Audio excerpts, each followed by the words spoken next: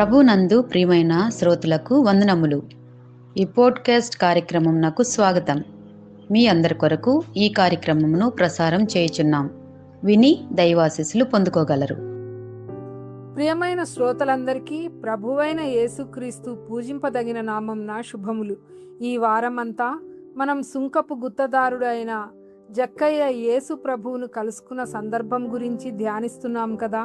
అందులో భాగంగా ఈరోజు మన ధ్యానాంశము చిన్న మనిషి గొప్ప కోరిక, a short man with a big Dzire.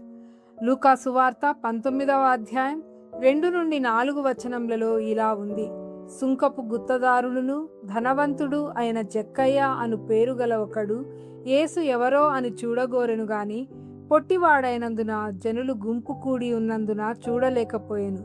అప్పుడు యేసు ఆ త్రోవను రానయ్యుండెను గనుక అతడు ముందుగా పరిగెత్తి ఆయనను చూచుటకు ఒక మేడి చెట్టెక్కెను.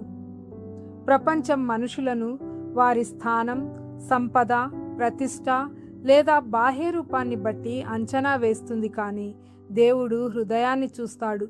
యేసు ప్రభువు చేత శరీరాకారం వలన కాదు, హృదయపు కోరిక వలన జక్కయ్య గుర్తించబడ్డాడు. జక్కయ్యకు యేసును చూడాలి, యేసు ఎవరో తెలుసుకోవాలి అనే కోరిక ఉండింది. ఈ చిన్న కోరిక అతని జీవితాన్ని మార్చిన గొప్ప కోరిక అయింది. బలమైన కోరిక అడ్డంకులను అధిగమిస్తుంది. జక్కయ్యకు అక్కడ 2 ప్రధాన అడ్డంకులు ఉన్నాయి. అతడు పొట్టివాడు, జన సమూహం చాలా ఎక్కువగా ఉంది. వేరే ఎవరైనా అయితే నేను పొట్టివాడిని కాబట్టి చూడలేను అని వెనుదిరిగేవారు. కానీ జక్కయ్య అలా చేయలేదు. అతని కోరిక అతనికి గల అడ్డంకుల కంటే పెద్దది. దాహంతో ఉన్న మనిషి నీటి కోసం ఎంత దూరమైనా వెళ్తాడు. ఆకలితో ఉన్నవాడు ఆహారం ఎలాగైనా సంపాదించాలని ప్రయత్నిస్తాడు. అలాగే క్రీస్తు కోసం ఆకలితో ఉన్న హృదయం ఏ అడ్డంకినైనా దాటుతుంది. కాబట్టి జక్కయ్య ముందుగా పరిగెత్తి ఒక మేడి చెట్టు ఎక్కాడు.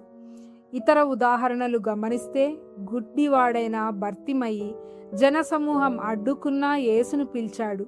రక్తస్రావం గల స్త్రీ జన సమూహాన్ని దాటి యేసును తాకింది. వారు ఇద్దరూ స్వస్థత పొందారు. నిజమైన కోరిక మనలను కూర్చోనివ్వదు, అది మనలను ముందుకు నడిపిస్తుంది. ఇంకా దేవుడు బాహ్య రూపాన్ని కాదు, అంతరంగ కోరికను చూస్తాడు. జక్కయ్య పొట్టివాడు, ప్రజలు అతన్ని చిన్న చూపు చూశారు, కానీ యేసు అతని ఎత్తును చూడలేదు, అతని హృదయాన్ని చూశాడు. 1 సమూయేలు 16:7 మనుషులు పైరూపంను లక్ష్యపెట్టుదురు, కానీ యెహోవా హృదయంను లక్ష్యపెట్టును అని చెప్తుంది. ఒక చిన్న విత్తనం గొప్ప వృక్షంగా ఎదిగినట్లే చిన్నగా కనిపించే ఒక కోరిక దేవుని చేతిలో గొప్ప ఆశీర్వాదాలకు కారణమవుతుంది. దైవ గ్రంథంలో గమనిస్తే దావీదు తన అన్నలలో చిన్నవాడు, కానీ దేవుడు అతన్ని రాజుగా ఎన్నుకున్నాడు. గిద్యోను తనను తాను బలహీనుడనుకున్నాడు, కానీ దేవుడు అతన్ని విమోచకుడుగా ఉపయోగించాడు. నిజానికి మన పరిమితులు దేవునికి అడ్డంకులు కావు, హృదయపూర్వకమైన కోరిక మాత్రమే అవసరం. 3వది, యేసును చూడాలనే కోరిక జీవితాన్ని మార్చేస్తుంది. మొదట జక్కయ్య యేసును చూడాలనుకున్నాడు, కానీ చివరికి యేసు అతని ఇంటికి వచ్చాడు. అతడు యేసును వెతికాడు, యేసు అతన్ని కనుగొన్నాడు.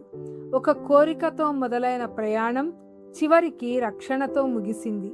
ఒక అగ్గి పుల్లలో చిన్న నిప్పురవ్వ ఉన్నా అది పెద్ద అగ్నిగా మారుతుంది. అలాగే యేసును తెలుసుకోవాలనే చిన్న కోరిక కూడా సంపూర్ణ జీవిత మార్పుకు దారి తీస్తుంది.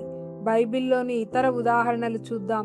మగ్దలేనే మరియా 7 దయ్యంల బంధం నుండి యేసుతో విమోచింపబడి ఆయనకు నమ్మకమైన శిష్యురాలిగా మారింది.